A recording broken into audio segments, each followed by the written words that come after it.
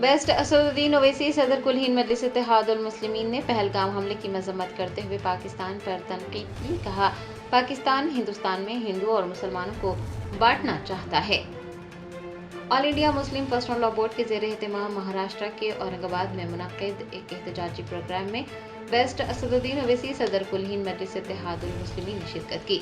इस मौके पर उन्होंने पहलगाम हमले की शदीद मजम्मत करते हुए कहा कि उनका मुतालबा है कि पाकिस्तान को फिर से FATF की फहरिस्त में शामिल कर देना चाहिए। उन्होंने कहा कि पाकिस्तान ये चाहता है कि हिंदुस्तान में हिंदू और मुसलमान तकसीम हो जाएं और यही वजह है कि पहलगाम हमला किया गया है। हम उसको मानते, देश में खुदा पूछकर मारा गया, ऐसा लगता है आपको? बिल्कुल बिल्कुल। देखिए, वही तो हम कह रहे हैं कि ISI हो या ISIS हो, ISIS खुरासान हो, या फिर आपके जो डीप स्टेट है या एस्टेब्लिशमेंट है पाकिस्तान का, वो तो यही चाहते हैं कि इस देश में हमेशा के लिए हिंदू मुसलमानों के झगड़े चलते रहें। तो इसीलिए उन्होंने हरकत की और उनका वहां कश्मीर में जाकर नॉन मुस्लिम को, हमारे हिंदू भाई बहनों को मारने का मकसद एक ही था कि कश्मीर को बताना चाह रहे थे कि यहाँ कोई नॉन मुस्लिम नहीं आ सकता। तो उनका मकसद वही है। तो हम पूरे देशवासियों से अपील कर रहे हैं कि आप ऐसे वक्त पे, अपनी पॉलिटिकल डिफरेंसेस होंगे, मगर आप उन लोगों को कामयाब होने मत दीजिए जो इस देश को कमजोर करना चाहते हैं, इसकी यूनिटी को कमजोर करने करके। कश्मीर पर जैसा कि नाम लेकर मारा गया कहा जा रहा है, तो उसी तरह से हर मुल्क में हिंदू मुस्लिम किया जा रहा है। बीजेपी निशान जो है तो नाम लेकर पूछ कर मार रहे हैं। दादर का वाकया सामने आया है। तो ठीक है, वो जो कर रहे हैं गलत कर रहे हैं, वो लोग मुल्क के मुफाद में काम नहीं कर रहे, हम उसका मजम्मत करते, कंडेम करते हैं। अब आपके ही डिप्टी चीफ मिनिस्टर महाराष्ट्र के, वो खुद बोल रहे कि वो जो बच्चा जो जान दे दिया अपनी, आदिल, वो तो अपनी जान दे दिया ना।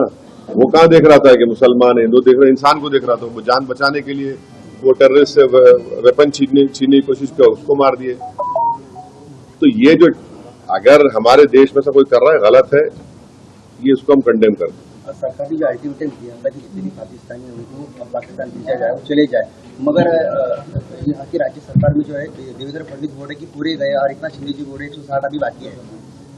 मेरे को नहीं मालूम है, ये तो गवर्नमेंट को। युद्ध कितना महंगा पड़ेगा भारत को? अरे भाई, अभी गवर्नमेंट को छोड़ो ना, ऐसा लूज टॉक मत करिए। गवर्नमेंट का डिसीजन होगा, गवर्नमेंट पूरा सोच के फैसला करेगी। सुनिए, गवर्नमेंट क्या करेगी नहीं करेगी वो गवर्नमेंट तय करेगी। हमारा बोलना, अपोजिशन कहता है कि आप इस पर स्ट्रांग एक्शन लीजिए, ये खत्म होना ये चीज। अब वो कैसा एक्शन लेंगे, क्या लेंगे, गवर्नमेंट पे तो थोड़ा आपको तो उनको छोड़ना पड़ेगा ना।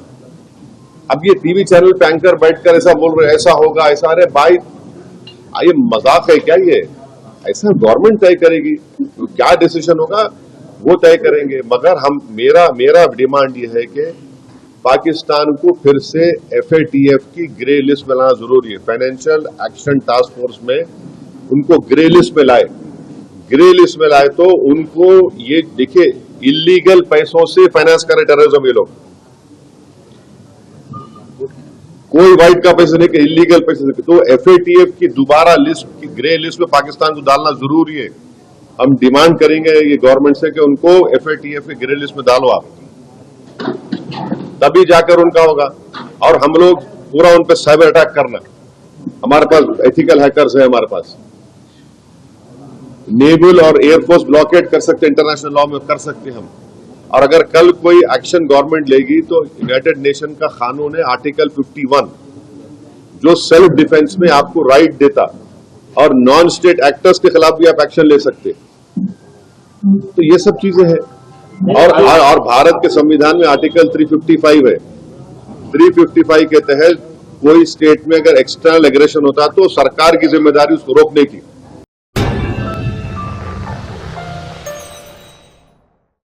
Germanton super speciality hospital, national award winner doctor Mir Jawad Zar Khan, German trained senior orthopaedic surgeon and director, माहिर डॉक्टर्स डॉक्टर वासिफ आजम और doctor Bharvi Chanduri, senior cardiologist और दीगर डॉक्टर्स नुमाया खिदमत अंजाम दे रहे हैं। Robotic surgery, advance cath lab, MRI, operation theatre, ICU, 2D ultrasound जैसी सहूलियात से आरास्ता कॉर्पोरेट लेवल हॉस्पिटल, वाजबी फीस में हर मर्ज से शिफायाबी के लिए Germanton super speciality hospital, Attapur.